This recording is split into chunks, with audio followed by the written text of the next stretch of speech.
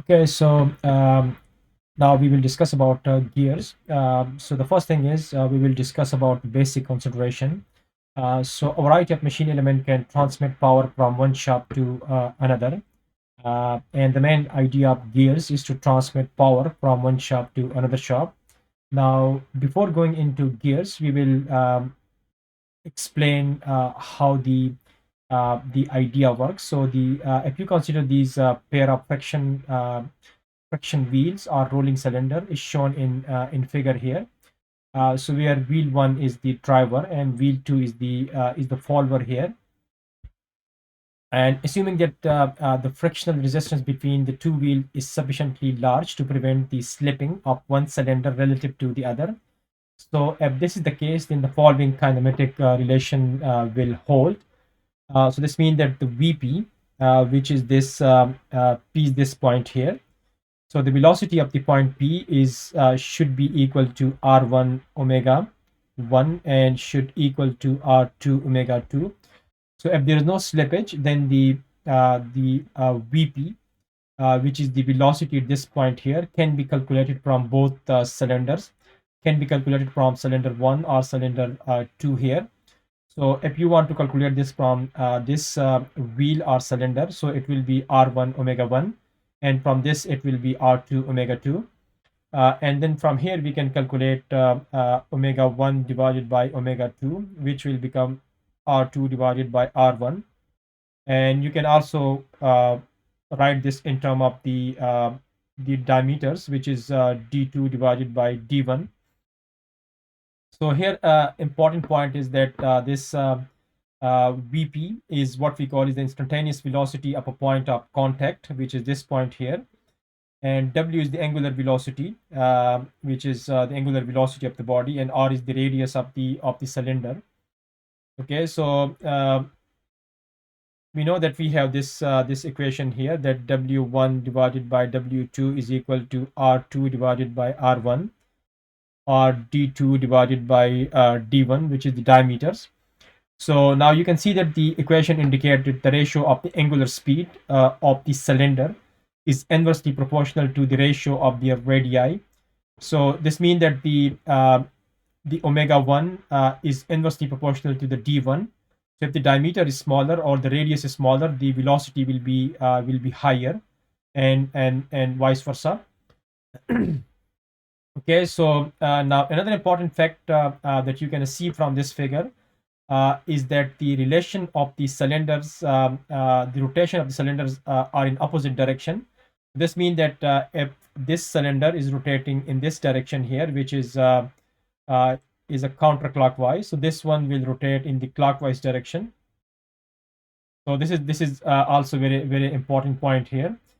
But you can have another situation, which is if one of the of this cylinder is inside another cylinder, and again in this case, if you consider this common point here, which is common point P, so again Vp is equal to Vp, and again you can either use cylinder 1 or cylinder 2 to calculate the angular velocity here. So figures show a similar situation, except that one cylinder is internal to the other one, and the only difference between the external and internal cylinder pair is that the direction of the rotation for both cylinder of the internal pair is the same. So now in this case, the first cylinder is moving in this direction, which is counterclockwise, uh, and the other one will also rotate in the counterclockwise direction. So this is the only difference between the external and internal case. So in the previous case, which was the external one, so one was moving in this direction and other one was moving in this direction. So thus in figure, cylinder 1 and cylinder 2 are both rotating counterclockwise, as you can see here. Now the big disadvantage of these friction wheel is that the possibility that slippage may occur between the cylinders, and therefore when exact angular velocity ratio are required, or a constant phase relationship must be maintained between the drivers and the driven shop. So then we will use gears. Our gears are commonly used. Now we can talk about different type of gears. So the classification of gears. So a gear is a rotating machine part having cut teeth which mesh with another toothed part to transmit torque. And the gears can be classified according to the position of the axis of the shaft. So the first thing is that if the two shafts are parallel and coplanar. So for example, if the shafts are something like this. So and we want to transmit the power from shaft 1 to shaft 2. These are parallel shaft, and coplanar shafts mean that these both are in the same plane. So for this specific purpose, we can use a spur gears, which you can see in this case here. So obviously one shaft is here and one shaft is here. So these both shafts are again parallel and coplanar. So we can use these spur gears. So in spur gear, the teeth are parallel to the axis of the wheel. So the teeth, which is you can see here, is parallel to the axis of the wheel, which is this shaft here. Now we can also have helical gears. So in the helical gears, teeth are inclined to the axis of the wheel or axis of the shaft. And again, these helical gears are used to transmit power between the parallel and coplanar shafts. And we can have different type of helical gears. So this one is, you can see, is single helical gears. We can also have double helical gears, as you can see in this figure here. And we can also have another sort of situation that this is what we call is rack and pinion. So one shaft, one is in this direction here, and another one is in this direction here. Now, again, we can have non-parallel or intersecting, but coplanar shaft. So in this case, maybe one shaft is coming in this direction and another one is coming in this direction. So in this case, we will be using these bevel gears. Bevel gears, in this case, as you can see, that the teeth are parallel to the wheel. And we can also have helical bevel gears, as you can see in this figure here. So in this case, teeth are inclined to the wheel. And we can also have this situation that when the shafts axes are non-intersecting and non-parallel. So in this case, one shaft is in this direction here, another shaft is in this direction here. And we want to transmit the power from this one to this one, or from this one to this one. So then we will use this sort of arrangement, which is what we call is the worm gears. And we can also have this sort of arrangement, which is what we call is the cross helical gears. Okay, so now we will just take the most simple form of gear, which is the spur gear. And we will just discuss a few terms here. So if you consider a spur gear and its terminology, so the first one is the pitch circle. So as you can consider these two gears. So one is the driver, one is the follower, and this is the view from the front side. So the circle on a gear that correspond to the contact surface of a friction wheels. Thus, for two gears in contact, the respective pitch circles can be imagined to roll on each other in the same manner as the circle of the two friction wheels in contact. So in this case, as you can see, this blue circle here is the circle which just touching each other on a single point here, and therefore we call this is a pitch circles. We can also define then a circular pitch. So the this spur gears look like this. So we have a tooth, and then there's a space, and then it is another tooth.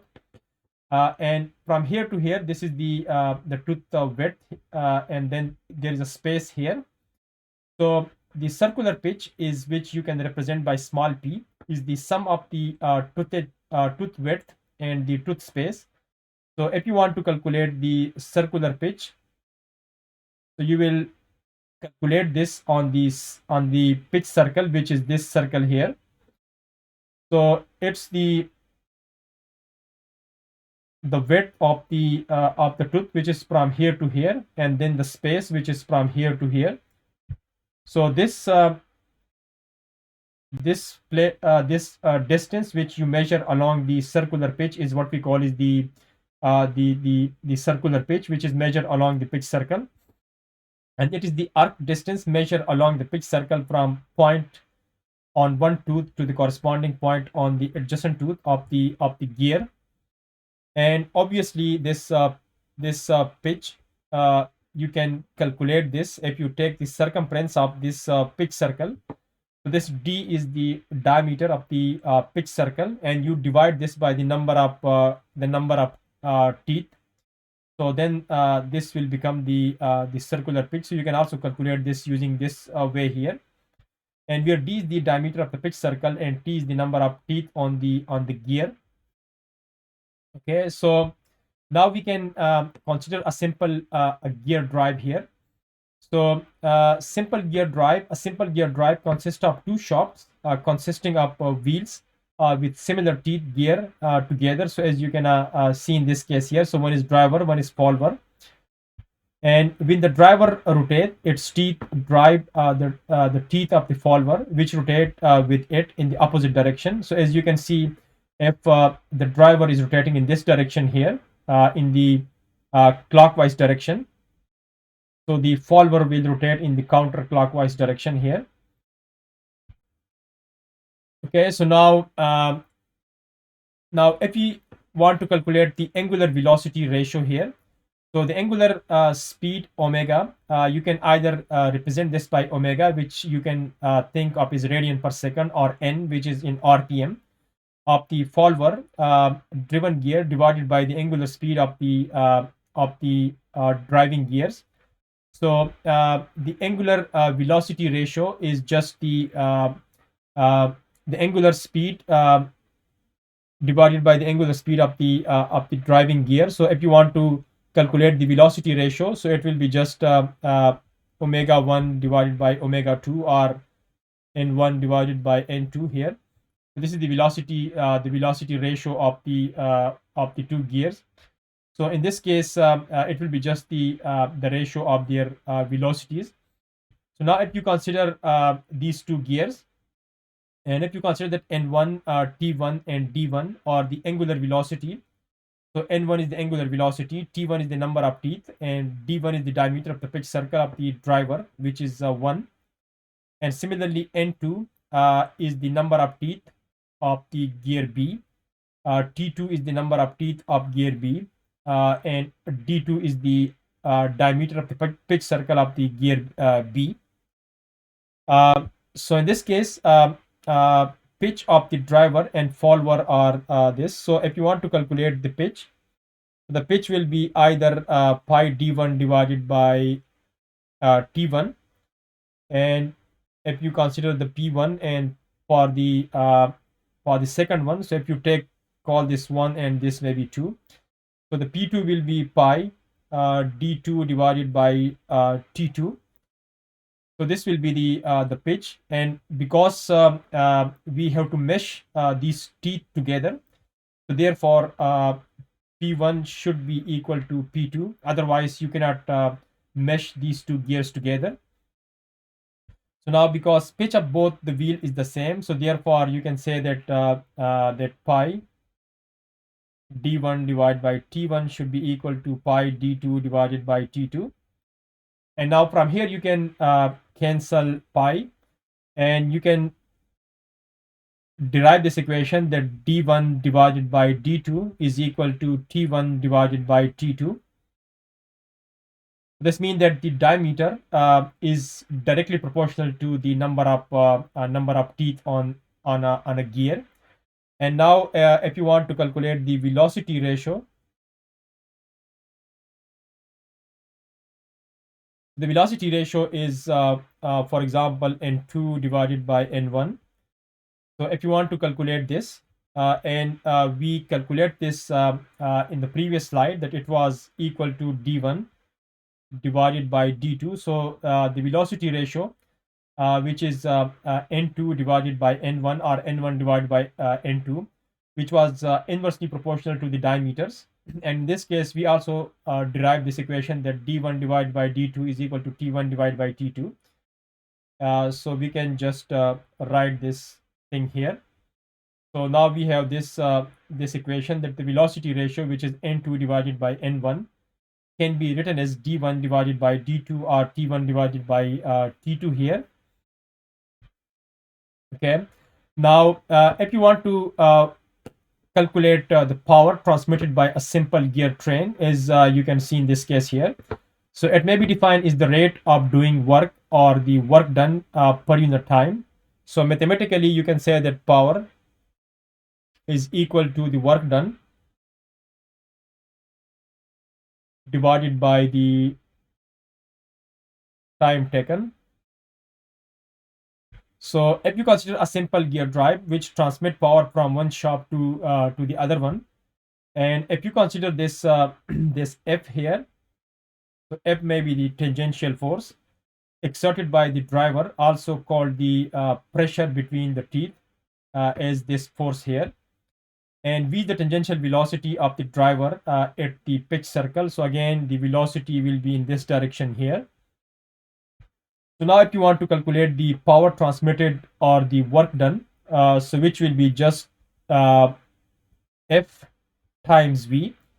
So force times velocity is what we call is the power. So you can calculate the power from this equation here, which is again force divided by the distance and divided by time, so which will become velocity. So P, which is the power, is equal to force times velocity here. Yeah, so now this is one of the example here. So in a spur gear arrangement, the driver has 100 teeth of 40 mm pitch. Find the power if it can transmit a tangential force of 100 Newton on the follower. Take speed of the driver is 225 RPM. Okay, so in this case, what you need to calculate is given data. So the driver has, so if you consider this, these two gears, for example, and let this is our driver. So the driver have 100 teeth. So T is equal to 100, and small p, which is the pitch, is 40 mm, and find the power if it can transmit a tangential force of and for example, if it is rotating in this direction, so the tangential force here is 100 Newton. Take speed of the driver is this, so you are also given n, which is 225 RPM. Okay, and you need to calculate now the find the power. So you need to calculate the P. Okay, so as we know that P is equal to F times V. So this means that we need to calculate F and V. So F is given, we need to calculate V now. So to calculate V, because we know the N here, which is the angular velocity or the angular speed here, and we now need to calculate the R here. So R is unknown, R is not given, so we need to calculate R first to calculate V, because V will become R omega. Okay, so to calculate this V, which is R omega, and we need to calculate R here. So as you can see in this figure here, that we know that the circumference of the circle, because in this case the number of teeth is 100. So if you multiply, if you take the circumference,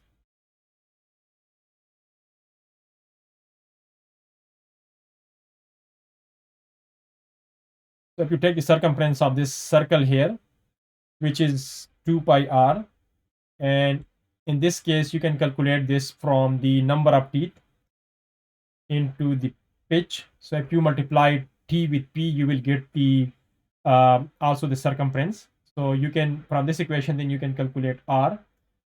So r will become pp divided by 2 pi, So T is given here, which is 100, and 40 and divided by 2 pi.